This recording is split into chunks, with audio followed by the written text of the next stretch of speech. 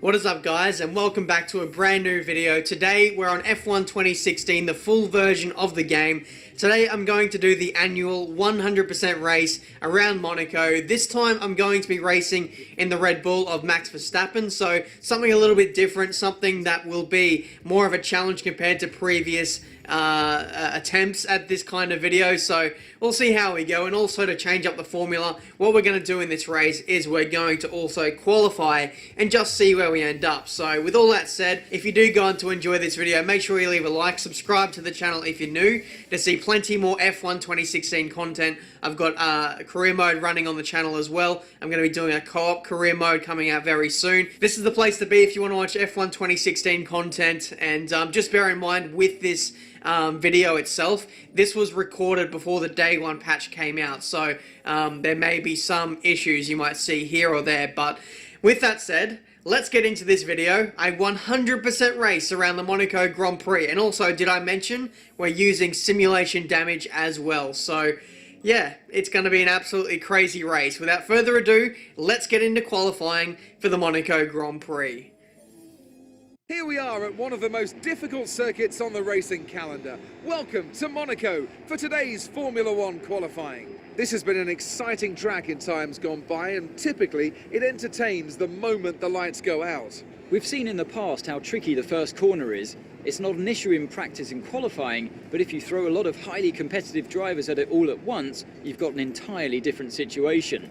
The smarter drivers will be able to temper their approach and stay out of trouble, but it doesn't mean it's easy. Like Anthony Davidson said, it is not easy negotiating a Formula One car around the streets of Monte Carlo, but that's what we're going to do here for qualifying.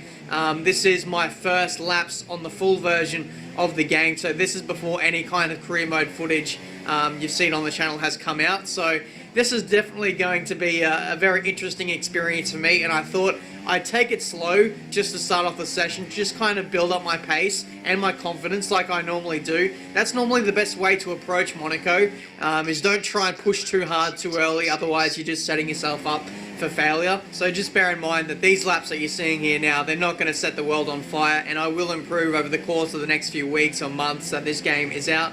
In terms of this track layout here in Monaco, only one change being in place is that the final chicane there is a little bit more free-flowing through there, which is a little bit disappointing. We actually clipped the wall there, the exit of turn 1, and that was the what's it called, full simulation damage at play there. Chipped off a bit of our front wing, so that was good to see that the simulation damage is working. But I will say that it could be a little bit more sensitive. I have brushed the wall, you know, a few times here and there in the race, and nothing really happened to my front wing. So if possible, it would be nice to see the full simulation damage just to be that little bit more sensitive. I have experienced mods where the damage is a little bit more sensitive. But going back to Monaco, the track itself, like I said, that final chicane is a little bit disappointing going through there. It's a completely different flow through there, and did take me a while to get used to it.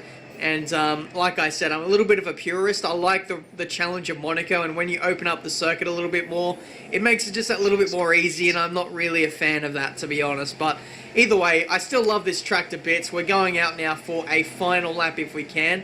I believe when we left the garage there was like 1 minute 30 or something like that, so we haven't got too much time to actually complete this lap, but I decided to just go out for a blast and try and get to the finish line to start the lap if I can. You can see one of the Toro Rossos blocking us there. I tried to cut the corner. I don't know what I'm doing here because there's just so much traffic in front of us, and there is absolutely no way we were going to get in a lap there. So that is the end of our qualifying session, and whoa!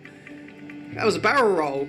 A Haas just appeared at the final corner there, a little bit oddly there. So that's the end of our qualifying session. I believe it's qualifying position number 13, and we are a few tenths behind our teammate Daniel Ricciardo. So 3 tenths off, and not too bad, to be honest. I feel like we can definitely move forward in the race if we have some strategy calls and stuff go our way. So without further ado, let's jump into this race, a 100% race around the streets of Monaco with simulation damage.